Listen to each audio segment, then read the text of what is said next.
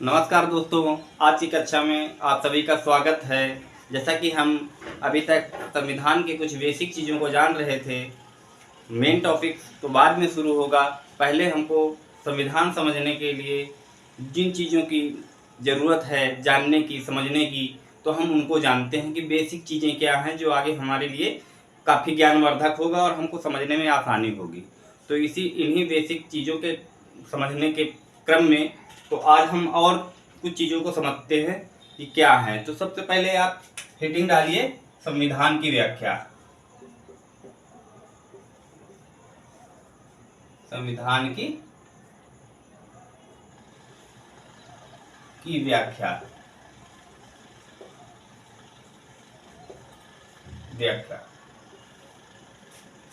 जैसा कि आप लोग सभी जानते होंगे कि संविधान एक व्यापक दस्तावेज है और संविधान को समझने के लिए बहुत सारी चीज़ें जानना बहुत आवश्यक होता है।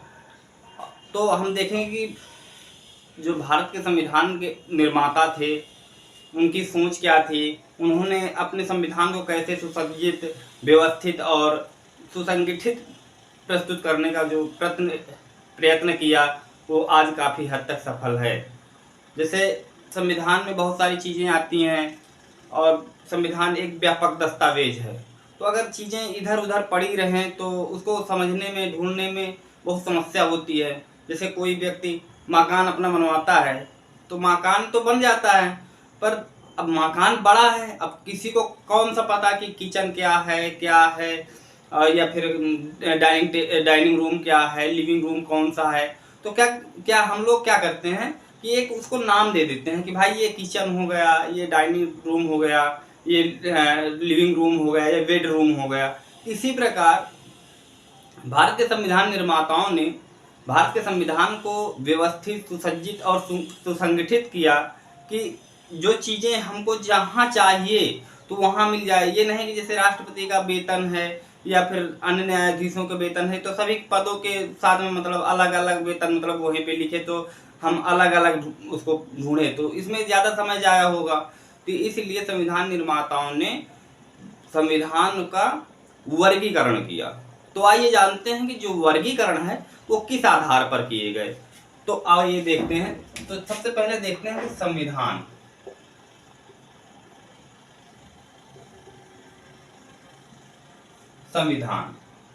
अब संविधान का वर्गीकरण, प्रथम वर्गीकरण भारतीय संविधान निर्माताओं ने भाग के लिए किया। भाग, संविधान का प्रथम वर्गीकरण भाग के रूप में किया गया। भाग यानी पार्ट। तो पहला वर्गीकरण संविधान निर्माताओं ने भाग के रूप में किया। जैसे संविधान तो हो गया, संविधान के अंदर भाग बनाए गए। जैसा कि आप सभी लोग जानते होंगे कि मूल संविधान में 22 भाग और 395 अनुच्छेद पाए जाते हैं मूल संविधान में। अगर वर्तमान स्थिति देखा जाए तो भारतीय संविधान में वर्तमान में लगभग 25 भाग हैं और 470 प्लस अनुच्छेद हैं। तो पहले आइए जानते हैं कि भाग क्या है। तो संविधान निर्माताओं ने सबसे पहले संविधान का पहला वर्गीकरण भाग के रूप में किया और भाग का वर्गीकरण करने के बाद अब देखो भाग का भी वर्गीकरण हुआ। तो भाग का वर्गीकरण अध्याय के रूप में किया। अध्याय यानी चैप्टर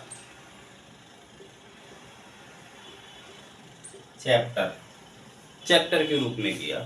जैसे कोई भाग बहुत बड़ा है, काफ़ी व्यापक है, अब चीज़ें उसमें बहुत ज़्यादा हैं और हमको समझने के लिए तो उनको हमने क्या कह दिया, भाग का भी जो बंटवारा था, भाग का जो भी वर्गीकरण था, हमने संविधान निर्माताओं ने अध्याय के रूप में कर दिया। कोई भाग बहुत छोटे हैं तो उसमें क्या हुआ कि अध्याय है ही नहीं, डायरेक्ट मतलब अनुच्छेद चालू हो जाता है भाग के बाद। और जो बहुत व्यापक भाग हैं तो वहाँ पे अध्याय मतलब से देखा जाता है।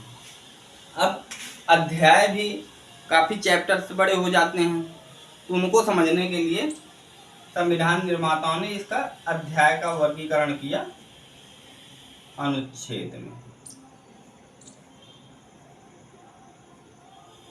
अनुच्छेद यानी आर्टिकल। आर्टिकल आर्टिकल अब देखो, पहले संविधान का वर्गीकरण भाग के रूप में किया गया, फिर भाग का वर्गीकरण चैप्टर यानी कि अध्याय के रूप में। कई भाग बहुत व्यापक होने के कारण वहाँ पे अध्याय होते हैं, अध्याय के साथ शुरू होता है। कई भाग बहुत छोटे हैं, जैसे भाग 3। भाग 3 डायरेक्टली मतलब सीधा सीधा अनुच्छेद से चालू हो जाता है, वहाँ पे कोई अध्याय है ही नहीं। तो बहुत सारे ऐसे जगह हैं जहाँ अध्याय नहीं है, डायरेक्ट अनुच्छेद से शुरू हो जाता है। तो अब देखो, अब अनुच्छेद क्या है, अनुच्छेदों में क्या है, जो मेन टॉपिक हैं, जो मेन बातें हैं, तो उनको दर्शाया गया है क्या कहाँ है, राष्ट्रपति की क्षमादान की शक्तियाँ कहाँ हैं, या फिर अन्य काफ़ी चीज़ें हैं जो अनुच्छेदों में हैं। तो हम पहले लिख लेते हैं, फिर समझते हैं कि ये अनुच्छेद क्या है, हम इसको कैसे जानेंगे, क्लॉज क्या है। तो अब देखते हैं कि देखो, संविधान निर्माताओं ने क्या किया, अनुच्छेद का भी एक वर्गीकरण किया है। तो अनुच्छेद का वर्गीकरण किया किसके रूप में, खंड के रूप में। खंड खंड के रूप में। अब इसको खंड को क्या कहते हैं, क्लॉज। क्लॉज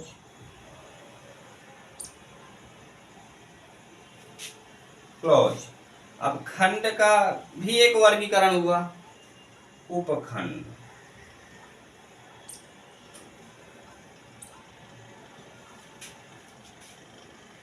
उपखंड अब उपखंड यानी सब क्लॉज।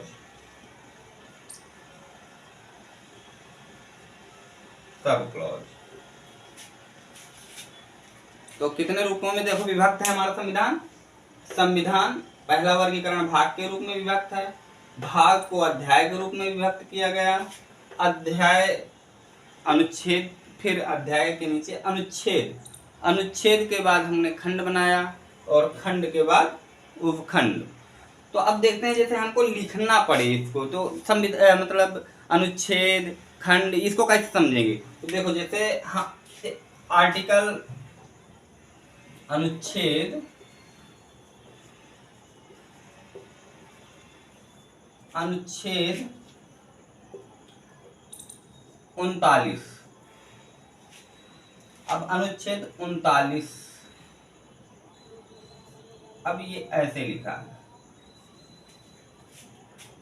तो ये देखो अनुच्छेद 39 यानी कि एक ब्रैकेट, और एक देखो यहाँ पे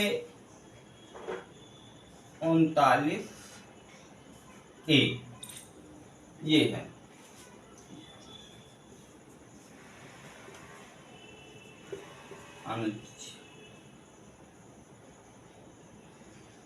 अनुच्छेद अनुच्छेद अब देखो ये क्या है, अनुच्छेद, और ये देखो दोनों में ए है, कॉमन चीज है।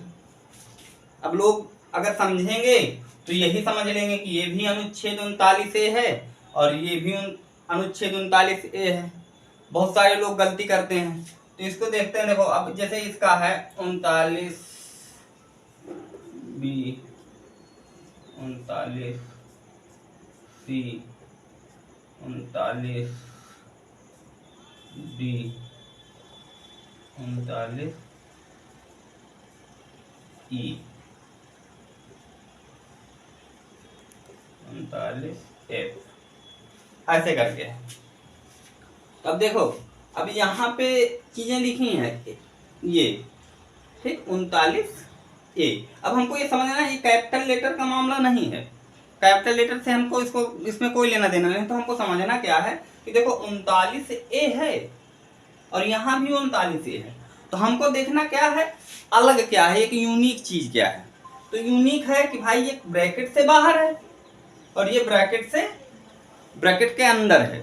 तो इसका मतलब ये हुआ कि ये जो अनुच्छेद 39 है, तो इसको क्या पढ़ेंगे? खंड, यानी कि क्लॉज। अनुच्छेद 39 खंड ए, इसको हिंदी में का भी पढ़ सकते हैं, ए को का भी पढ़ सकते हैं, तो अनुच्छेद 39 का हो जाएगा।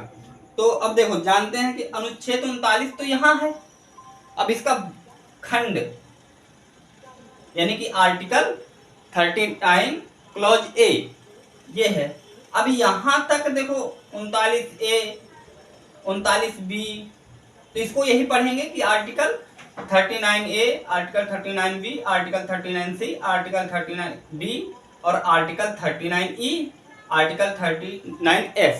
इसका मतलब क्या है कि ये जो अनुच्छेद 39 है, तो इसी के ये सारे भाग हैं, मतलब ये अनुच्छेद 39 में ही ये सारे हैं। और जहां पे ब्रैकेट्स नहीं होगा तो वो खुद अपने आप में एक स्वतंत्र आर्टिकल होगा, यानी स्वतंत्र अनुच्छेद होगा, क्योंकि यहाँ पे ब्रैकेट्स नहीं है, तो ये क्या हो गया? स्वतंत्र अनुच्छेद है। अब इसी प्रकार जानते हैं कि जैसे अब ये हमने ये जान लिया, ये अनुच्छेद हो गया, ये अनुच्छेद हो गया, इसके बाद ये खंड हो गया, तो खंड समझ। तो इसी प्रकार उपखंड है। अब उपखंड में क्या है? जैसे अनुच्छेद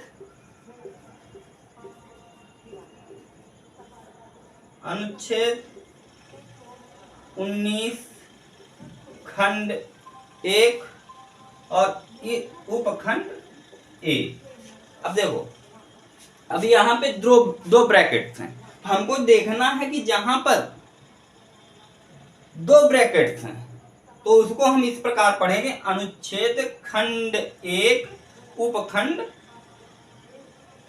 ए या का। तो इसको ऐसे भी पढ़ सकते हैं, article 19 clause 1 sub clause A.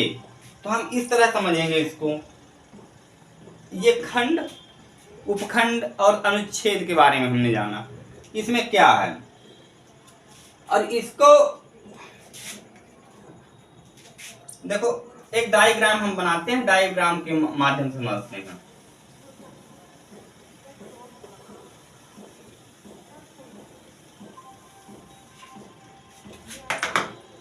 अब जैसे ये एक गोला हमने खींच दिया, ये एक गोला है, हम जानते हैं कि संविधान हमारा व्यापक दस्तावेज है, तो ये सबसे बड़ा गोला है, तो इसमें हमने क्या कहा? संविधान।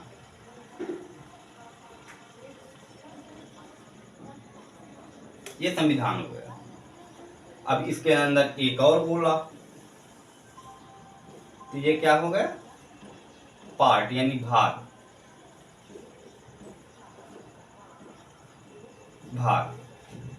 अब इसके अंदर एक और गोला खींचते हैं, अब इसको हमने कहा अध्याय।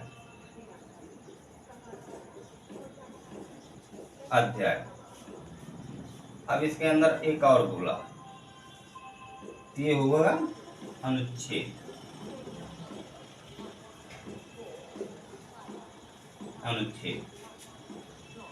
अब हम इसके अंदर एक और गोला खींच देते हैं, ये हो गया खंड। अब यहाँ पे एक और गोला, ये हो जाएगा उपखंड। ये हो गया उपखंड। तो मुझे आशा है कि आप लोग समझ भी रहे होंगे और जाना भी होगा कि हम संविधान का वर्गीकरण कैसे करते हैं और कैसे कैसे उन चीज़ों को समझते हैं कि संविधान में आर्टिकल, फिर क्लॉज और सब क्लॉज क्या क्या हैं और कैसे लिखते हैं और कैसे समझते हैं। तो देखो, बहुत सारी चीज़ें हैं संविधान में जिन्हें समझा जाता है और समझना बेसिक चीज़ों के लिए बहुत आवश्यक भी है। तो हमने आज ये समझ लिया होगा कि मतलब ये संविधान की व्याख्या में संविधान है, संविधान का पार्ट के रूप में वर्गीकरण किया गया, फिर अध्याय के रूप में अनुच्छेद, खंड, उपखंड, तो ये सब चीज़ें जानना है। जैसे भाग एक में है कि भारत दैट इज इंडिया, यानी कि भारत भारत संघ का, इंडिया अर्थात भारत संघों का राज्यों का संघ होगा। इंडिया अर्थात भारत राज्यों का संघ होगा। यानी कि भारत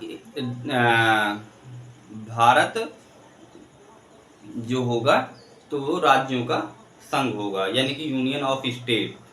तो ये चीज़ें है ना। वैसे भाग 2 में है तो नागरिकता का प्रावधान है, भाग 3 में हमारे मौलिक अधिकार आ जाते हैं, भाग 4 में राज्य के नीति निर्देशक तत्व हैं, भाग 5 में संघ की कार्यपालिका है, यानी कि राष्ट्रपति आते हैं, उसमें बहुत सारी चीज़ें हैं। तो ये चीज़ें हमने जाना। तो आइए अब हम और दूसरी चीज़ के बारे में जानते हैं कि वो क्या है।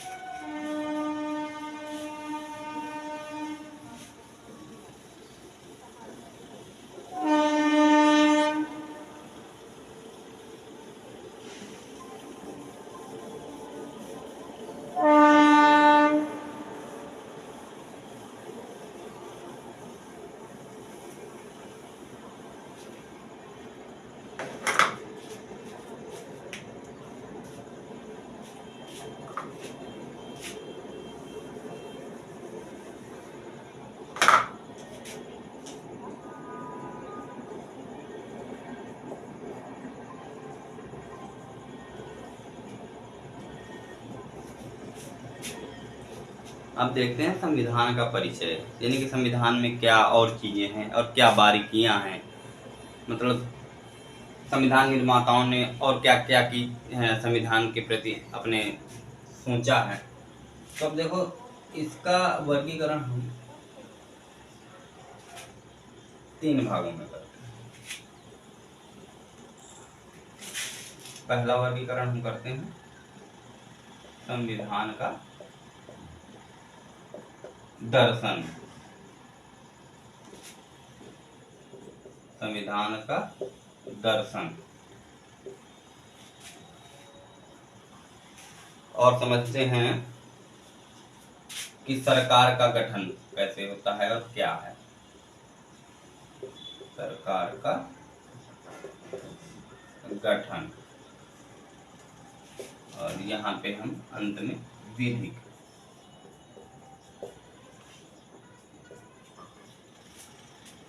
तो सबसे पहले हम जानते हैं कि संविधान का दर्शन क्या है, यानी कि जो संविधान निर्माताओं ने है भावी भविष्य, यानी भविष्य के भारत के प्रति क्या दर्शन किया और क्या क्या चीज़ें जोड़ी जो जनहित में बहुत उपयोगी सिद्ध हो। तो आइए इस क्रम में हम जानते हैं संविधान का दर्शन कहाँ पाया जाता है। तो देखो, संविधान का दर्शन 4 जगहों में पाया जाता है। कहाँ कहाँ? तो सबसे पहले देखते हैं प्रस्तावना। प्रस्तावना यानी कि कहाँ सबसे पहले जो संविधान का दर्शन है प्रस्तावना में पाया जाता है। इसके बाद मौलिक अधिकार, मौलिक अधिकार, मौलिक अधिकार। फिर देखते हैं राज्य के नीति निर्देशक तत्व, राज्य के नीति निर्देशक तत्व,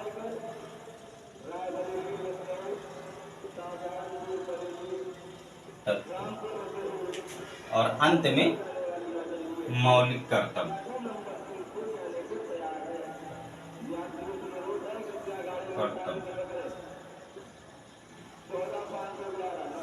मौलिक कर्तव्य। तो जो संविधान निर्माताओं ने संविधान का दर्शन देखा तो कहाँ पे देखा?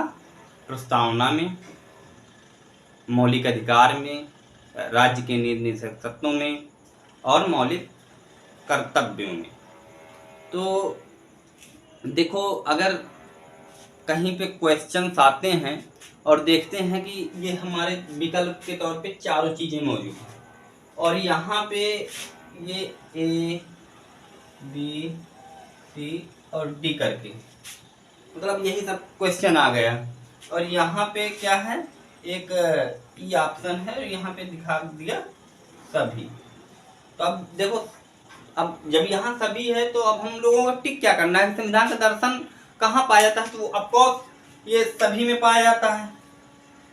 लेकिन अगर ऐसा हो जाए कि ये ऑप्शन ही ना हो, ये सभी वाला ऑप्शन ही ना हो, केवल 4 ही विकल्प हैं और इन्हीं में से चुनना है, तो देखो एग्जाम का एक रूल होता है कि वो कहते हैं कि जो सर्वोत्तम हो, मतलब सबसे उत्तम जो क्वेश्चन उत्तर आपका सबसे उत्तम हो और सबसे वो हो, तो उसमें देखते हैं कि क्या है। तो देखो अब जहाँ ये 4 ही ऑप्शन है तो आपको कहाँ सबसे पहले टिक करना है, प्रस्तावना में ही संविधान के दर्शन को टिक करना है, क्योंकि यही प्रथम दर्शन है संविधान निर्माताओं का। तो हमको देखना है कि ये अगर 4 ही ऑप्शन है और सभी का ऑप्शन नहीं दिए ना, तो हमको एक 5वां गोला नहीं खींचना है उसमें, और न 5वां मतलब कोई वो बनाना है विकल्प, तो हमको ये संविधान की प्रस्तावना को ही टिक करना है। तो अब देखो जैसे अब ये सरकार का गठन, तो सबसे पहले जानते हैं ये क्या है। तो सरकार के गठन में देखो हम ये जानेंगे वे संस्था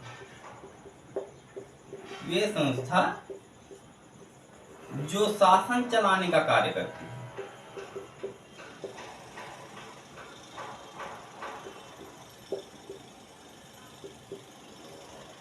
कार्य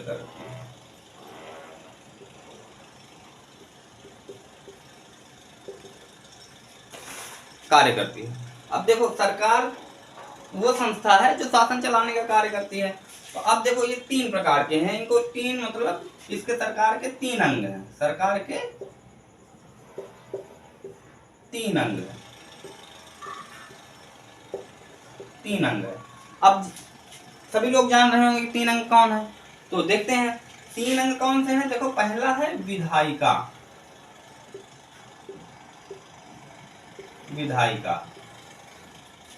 फिर कार्यपालिका,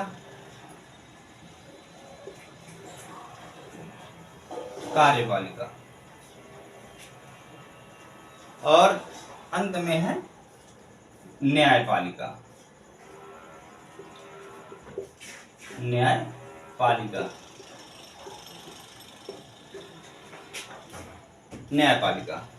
अब देखो विधायिका क्या है, इसका काम है कानून बनाना।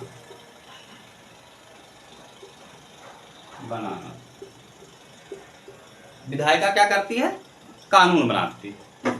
अब अगर कानून बन गया तो देखो कानून जैसे कोविड हुआ, कोविड में मतलब वैक्सीन बनी और सबको लगाना था, तब देखो बन तो गई, विधायिका ने मतलब व्यवस्था कर दी। तो अब देखो वैक्सीन उड़ के तो किसी के लगेगी नहीं, कि महाभारत काल जैसे भैया आए और धनुष बाण उठाया और जहां मारना चाहे वहां पे लग गया जाके, तो ये सारी व्यवस्थाएं तो नहीं होगी।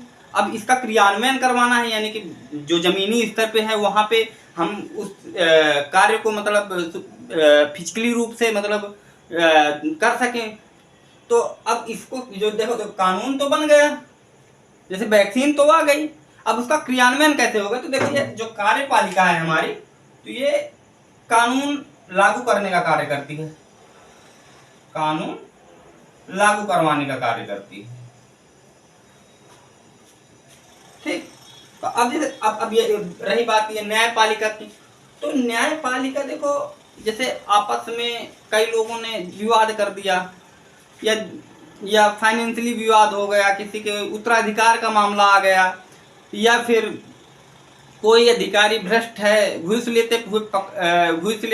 लेता है और उसको न्यायालय के समक्ष मतलब उसकी शिकायत की गई, तो अब हम लोगों का जो विवाद हुआ तो उसका निपटारा करता है न्यायपालिका। तो सीधे सीधे विवादों का जो निपटारा करे वो न्यायपालिका है, विवादों का निपटारा करना।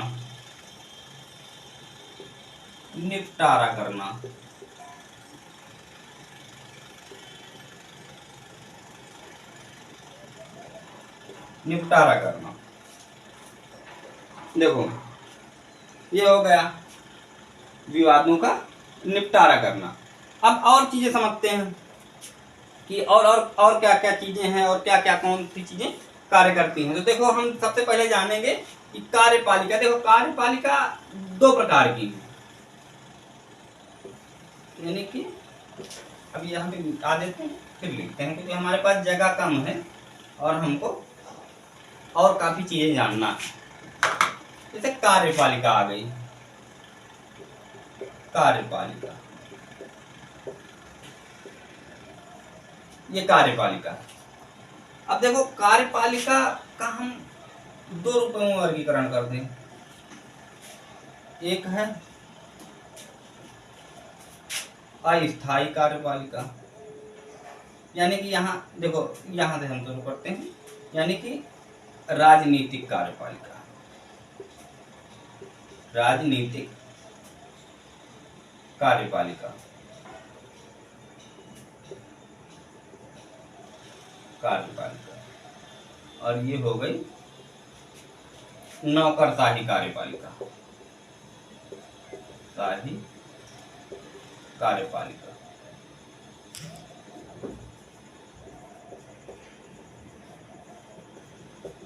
यानी कि प्रशासनिक तंत्र हो गया। अब ये देखो राजनीतिक कार्यपालिका है, तो ये अस्थायी कार्यपालिका है। अस्थायी, अस्थायी का मतलब होता है जैसे ये लोग निर्वाचित होते हैं, राजनीति में सांसद हैं, विधायक हैं, इनका निर्वाचन होता है। अब कोई कोई जैसे भाई किन्हीं की मृत्यु हो गई तो उसकी वजह से भाई अस्थायी हो गई, वो तो सभी में लागू हो जाएगा। जैसे कोई व्यक्ति अब 5 साल की कार्यपालिका होती है, 5 साल कार्यकाल होता है ज़्यादातर राजनीतिज्ञों का। तो अब जैसे भाई उनका कार्यकाल समाप्त हो गया, 5 साल हो गए, तो अब देखो उनका मतलब हर 5 साल में जो कार्यपालिका है वो बर्खास्त हो जाती है। तो अब उनका राजनीतिक कार्यपालिका बर्खास्त हो जाती है, तो वो अस्थायी है कि 5 साल बाद पता नहीं कौन आ जाएंगे, दूसरे आ जाएंगे नेता चुन के, जनप्रतिनिधि दूसरे आ जाएंगे, तो ये अस्थायी है। और ये देखो स्थायी है, ये स्थायी कार्यपालिका है, नौकरशाही। क्योंकि देखो इनको ऐसे साधारण नहीं हटा जाएगा, इनका एक निश्चित समय सीमा है कि इतने दिनों के भीतर, इतने दिनों पर ये रिटायर होंगे। 60 साल की अवधि में या 20 साल नौकरी का कार्यकाल संपन्न करने में इनका ये है। और बहुत कम ही परिस्थितियों में ये लोग हटाए जाते हैं, जैसे कोई भ्रष्टाचार का आरोपी हो गया या फिर किसी उसमें सजा हो गई, तो ये हटाए भी जा सकते हैं, मतलब निलंबन हो सकता है, सस्पेंशन हो सकता है। पर ये हैं तो हर प्रतिवर्ष चेंज हो सकते हैं। तो अब देखो ये हो गया। अब राजनीतिक कार्यपालिका में आते हैं मंत्री परिषद, मंत्रीगण, विधायक हो गए, मंत्री परिषद यानी कि विधायक हो गए, कार्य सांसद हो गए, अन्य इसी प्रकार के बहुत सारे लोग हैं जो मंत्री परिषद में आते हैं। अब इसमें देखो ये जो हो गए, तो अब ये प्रशासनिक में है, तो ये यहाँ पे चाहे प्रशासनिक कर लो, यहाँ पे नौकरशाही कर लो। तो नौकरशाही हाँ सही है, सही है। हमको यहाँ पे मतलब प्रशासनिक लिख देना है और यहाँ पे तब सुव्यवस्थित होगा प्रशासनिक, और यहाँ पे नौकरशाही, नौकरशाही, ये हो गया।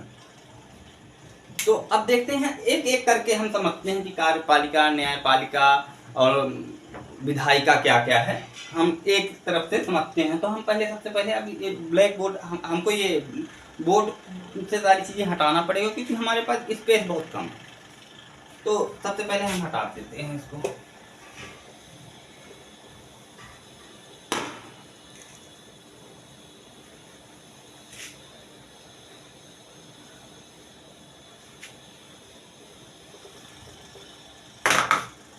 तो हमने समझ लिया सरकार के 3 अंग। तो अब देखो 3 अंग में सबसे पहले देखो विधायिका आई, विधायिका, हम विधायिका के बारे में, विधायिका तो हम सीधे से जानते हैं सरकार का वह अंग, सरकार का वह अंग जो कानून बनाने का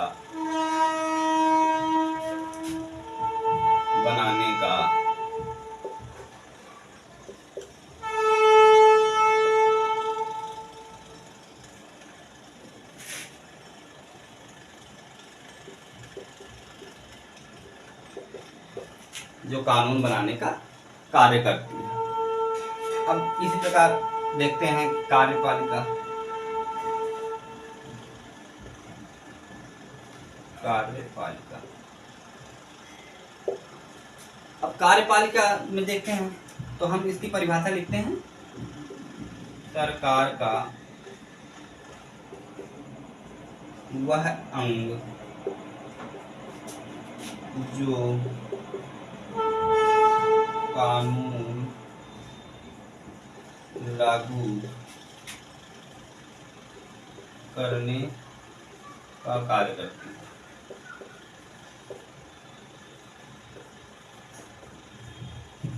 कार्य करती है। इसी प्रकार हमने देखा, हमने समझा कि न्यायपालिका को भी देख लेते हैं। न्यायपालिका, न्यायपालिका, न्यायपालिका। देखो भाई, मेरी थोड़ा राइटिंग थोड़ा सा कम बनती है, तो और फिर बोर्ड में थोड़ा सा लिखना थोड़ा क्रिटिकल भी रहता है, समझ स्लिप करता है। धीरे धीरे हो सकता है सुधार हो जाए। तो अगर समझ में ना आए तो आप लोग कमेंट में हमको बता सकते हैं। तो न्यायपालिका सरकार का वह अंग जो विवादों का निपटारा करती है।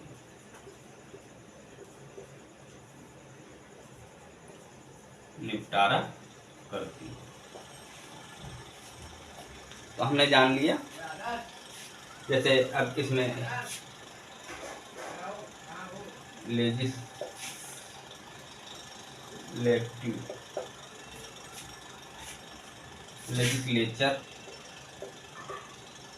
लेजिस्लेचर इसको इंग्लिश में कहेंगे लेजिस्लेचर। इसको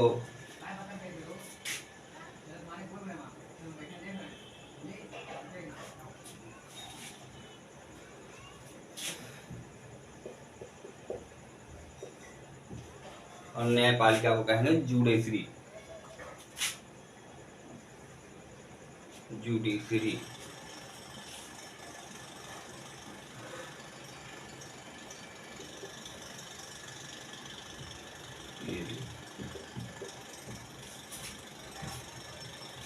ये। तो अगर आम बाल देखो, आम बोलचाल में सरकार का एक तो ये डेफिनेशन है कि जो कार्यपालिका है तो कानून लागू करने का कार्य करेगी, विधायिका है कानून बनाने का कार्य करेगी, न्यायपालिका विवादों का निपटारा करने के लिए काम करेगी। तो इसका देखो आम बोलचाल में हम लोग कहते हैं कि मोदी जी की सरकार है, या फिर हम कह देते हैं कि योगी जी की उत्तर प्रदेश में सरकार है। तो देखो डिफिनेशन तो हमारी यही होगी कि जो विधायिका हैं, कार्यपालिका हैं, जो अपना अपना कार्य करती हैं। प्रशासनिक विधायिका कार्यपालिका हो गई और राजनीतिक कार्यपालिका हो गई, ये अपना अपना काम कर रहे हैं। तो आम बोलचाल में देखो ये कहते हैं। तो आम बोलचाल में अब इसको हम देखते हैं, एक परिभाषा आम बोलचाल वाली हम लिख लेते हैं, वो भी हमें काम देगी समझने में चीजों को।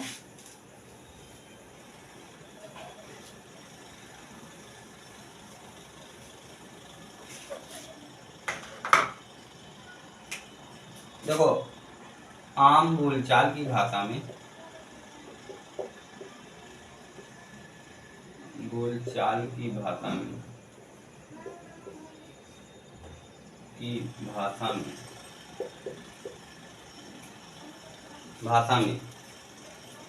सरकार का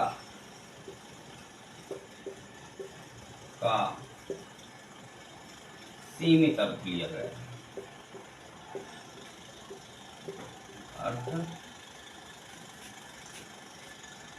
सीमित अर्थ लिया जाता है। सीमित अर्थ लिया जाता है और सीमित रूप में और सीमित रूप में सरकार का तात्पर्य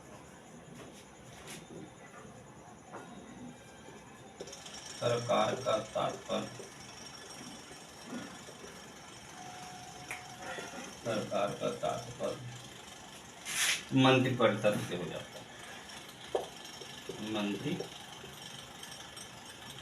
परिषद से लिया जाता है।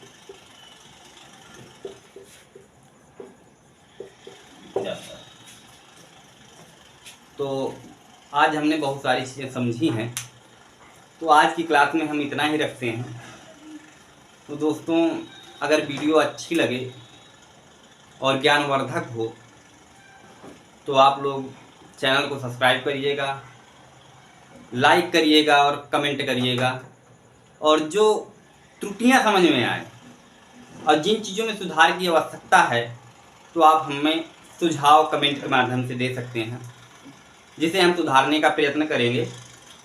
तो धन्यवाद, आप सभी का स्वागत, अभिनंदन कि आज आपने क्लास में हिस्सा लिया।